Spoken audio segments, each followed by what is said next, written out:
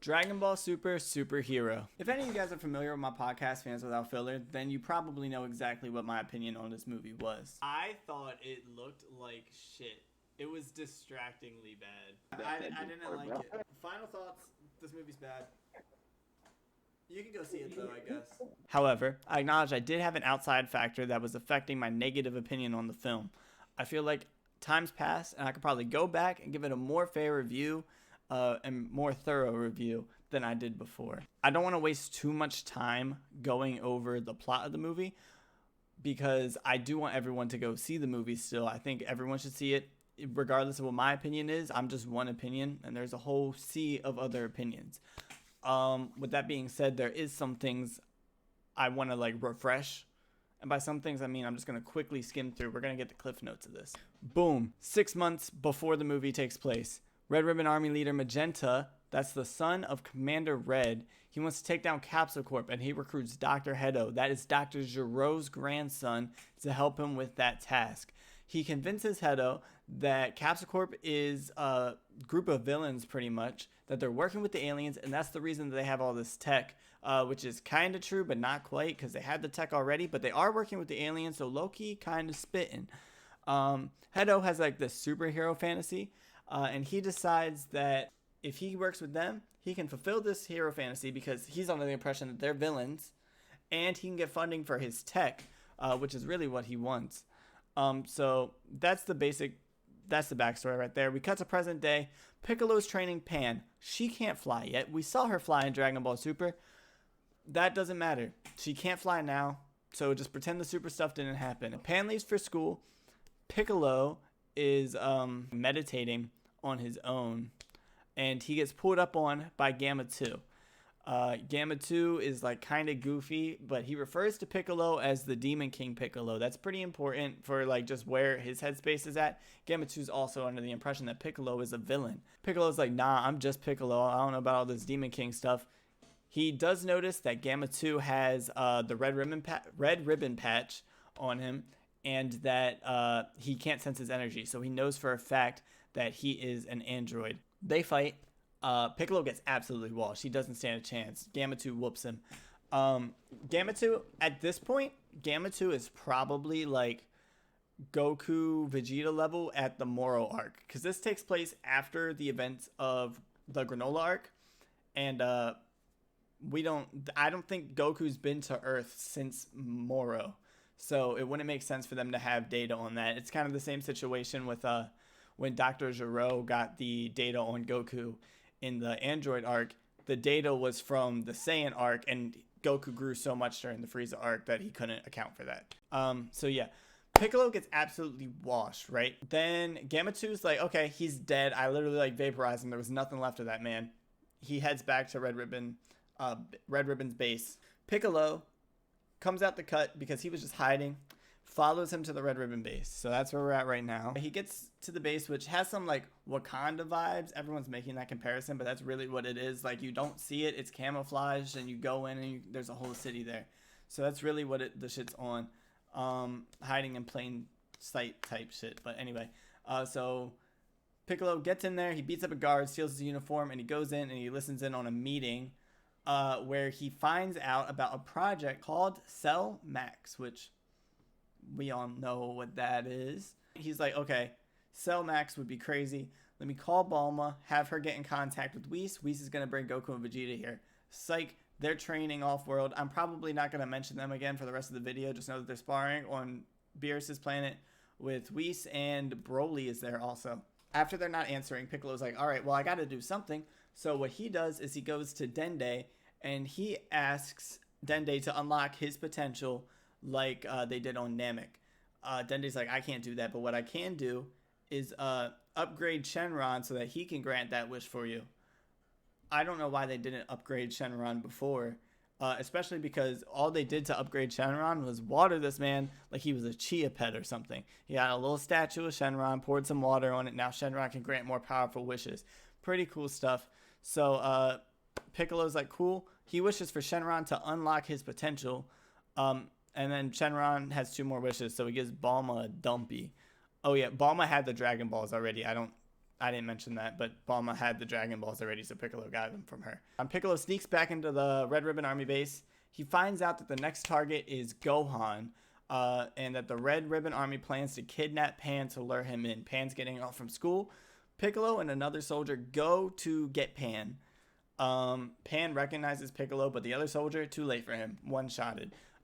Piccolo tells Pan to play along so that they can be undercover, so they're on some like Spy Family type shit right now. The soldier guy wakes up. Piccolo already has Pan like in handcuffs or whatever. They go to Gohan. They tell Gohan, hey, we kidnapped Pan. You're gonna have to pull up on the Red Ribbon Army. That's when we get into the real meat and potatoes of this. So basically, Gohan pulls up. He fights Gamma 1. It's kind of even, but not really, because Gohan hasn't trained, and Gamma 1, the Gammas just constantly improve while they fight. So it starts not horrible, but pretty soon things are going downhill. Piccolo sees this, so he just beats the shit out of Pan. Not really. He pretends he's beating the shit out of Pan. Even the Red Ribbon Army guys at this point are like, holy shit, can he do that? So yeah, Pan's like, oh, help me. And then Gohan is like, oh, Jesus Christ. Let me stop this right now. And he goes into his Ultimate Gohan mode. Once he's in his Ultimate Gohan mode, he starts whooping Gamma 1. So Gamma 2 comes to join in, but Piccolo is like, I see that. He takes off his uniform. He pulls up. He fights Gamma 2. His power's been unlocked, so he is a little bit stronger at this point. But it's not going like super great for him. Gamma 2 eventually does get the upper hand. Piccolo then realizes Shenron gave him some extra power and goes into his Orange Piccolo form, which is just real beefy. And the form's called Orange Piccolo. That's the name of it. I don't know, man. That's just what it is. Anyway, gets all beefy. One-shots Gamma 2. That fight is essentially over right there. Bulma comes over with some potential backup in case they need it. Meanwhile, Magenta panics. He rushes away to activate Cell Max, but he's not ready at this point. Like, he's still being worked on. Dr. Hato figured out that, hey, these people are kidnapping children. They're probably not the good guys. So he rushes down to try and stop Magenta from activating Cell Max because he knows what he's up to. They have a little scuffle. Magenta shoots Hato, but Hato has, like, bulletproof skin because of his experiments that he's done in the past. So he, like, poisons Magenta with like a bee thing, and Magenta dies, but in his last like breath he hits the button to activate Cell Max. Cell Max is like a giant kaiju thing, and he just beats everyone down. This isn't like a 1v1 like you would expect from Cell normally. This is like big monster Cell. He's just yelling. He's essentially Bio Broly but in Cell form. So this is like a 6v1 fight. Well, 6.5v1 fight, because Krillin is like, I'm not fighting. He does chip in every now and again, but he mostly stays back. He says he's protecting Bulma and Pan, whatever. Goten and Trunks fuse. Oh, so I guess 6v1's fine, because Goten and Trunks fuse, and they get a they don't do it right. They mess up. They're fat Gotenks. So they fight Cell for a little bit. It's not going their way. Gamma 2 realizes they can't win like this, so he decides to sacrifice himself with one big attack that he's going to do on Cell Max. It is a big attack, and it's very important, but it doesn't get the job done. So Gamma 2 is like lifeless on the ground.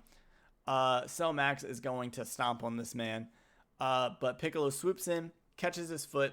Krillin comes in and grabs Gamma 2's body, and he's like, oh, by the way, Piccolo, you can like grow big. Just grow big. And he's literally like, I forgot I could do that. And so he gets big. He doesn't get a boost in power, but he does like get up. So they have this giant like Kong versus Godzilla type fight between Cell Max and giant Orange Piccolo. Piccolo, he didn't get more powerful, so he is getting smoked still. He's losing. And eventually Cell holds up Piccolo. Piccolo's lying lifeless in his arm. Gohan sees this. He snaps. He enters his Gohan Beast state. Also the name of it. Whatever, man. I feel like they're just pulling these out of hats. But Gohan Beast is a different animal, bro. Like, Gohan Beast is him. He completely overpowers Cell Max. Cell Max throws a punch, and it can't even, like, get through his, like, aura around him. So Gohan Beast is, like, overpowering him. Eventually, he charges up a special beam cannon because Piccolo is, like, trying to hold him down. Piccolo's not dead, by the way. Piccolo's body is, like, clearly lifeless in the shot when Gohan transforms, but he's not dead. Full disclosure. So Gohan Special Beam Cannon, which we've never seen before. This was the first time he'd ever done it, and it was fucking sick. But yeah, Special Beam Cannon hits Cell Max right in the noggin. And yeah, he's dead. Day is saved. Bulma and Piccolo recognize that Dr. Hito was manipulated. He was tricked into thinking that Capsule Corp was evil. He knows now that they're not. He even tries to turn himself in because he feels bad. But Bulma offers him a job at Capsule Corp because he said he could make her look younger. So that's cool. And Gamma 1 gets a job as like security. Outro scene plays. Goten and Trunks do the fusion dance again and actually get it. And the movie never showed us Gotenks. And these are like teenagers. Like they grew up. So I wanted to see the Gotenks form. But whatever. It is what it is. The credits roll. The end. There is a post-credit scene that shows the end of the sparring session between Vegeta and Goku. Vegeta wins. Not important to the plot, but I fuck with Vegeta. So I wanted to tell y'all that. Very important information. So now that's out of the way, I can get into my problems and praises with the movie. To address some of the critiques, like this is the first thing I want to do. I critique the fuck out of this movie in the podcast. I just want to address some of those because my opinion on some of those have changed. First thing I said, animation was horrible. I don't think it was the greatest, but in retrospect, I was being extra nitpicky, and it really wasn't an issue. It wasn't the greatest animation. I think Broly looked better, but it wasn't bad. I was just being aggressive towards the movie. 2, I complained about Piccolo's character. I said that he came off way too goofy in this movie. I felt like he had no seriousness to him. I do appreciate some of his goofier moments now. Like I've seen like clips and stuff from Instagram or TikTok. People are just posting clips from the movie. And I'm starting to appreciate Piccolo's goofier side. But I do still think he kind of lacked that serious nature, and I wish there was more of that in this movie. And I also complained about transformation names. Looking back, everything's looking back, because this is really just in retrospect on my own statements. But Orange Piccolo is still a silly name, but I let it slide with Golden Frieza and like Super Saiyan Blue, and now Frieza Black even. So I am being... That's me. I'm gonna be real. I'm a hypocrite there. So Orange Piccolo silly, Gohan Beast little silly, whatever. It's fine. There is one complaint that I do have that I'm not taking back. It is a hill that I am willing to die on. Cell Max, awful villain. I think the Kaiju thing that they were going for is fine. But why would you do it with such a like well-known, well-respected villain like Cell, and you turn him into a monster without any like character to him? When you could have just, okay, if you wanted a big monster, why not anything else? Like, you could have made a character. Why did you take Cell to do it? And then if you wanted Cell versus Gohan to be the selling point, then why would you ruin his character? Like, I don't know why they decided to go to that route. I feel like they could have made another villain if they wanted the Kaiju, or they could have given Cell his character if they wanted Cell versus Gohan. They tried to do both at the same time, and it just didn't work for me. I know a lot of people think Cell being the villain was important even in the Kaiju form. I don't. I think if they're going to do Kaiju, they could have done anything else. And now I'm going to get into some of the things I did like about this movie, because there were some things I did like. Gohan Beast form, stupid name, but it is an insane transformation. Also, this gets me excited for the future of Dragon Ball, because Gohan Beast, the name implies that... Okay, so Gohan, let me take a step back. Gohan is a like pacifist by nature, pretty much. He doesn't like fighting. He doesn't want to fight. He just has the potential to be crazy. And when he snaps, and he easily like the strongest character on the show when he is snapped. And this movie was proof of that. But the Gohan Beast name alone implies that like when he's in this form, at least, he's not going to have that like soft side. It reminds me a lot of the Super Saiyan 2 transformation. So I guess I see Cell being important there, but again, Cell wasn't Cell in this movie, so I don't think it mattered.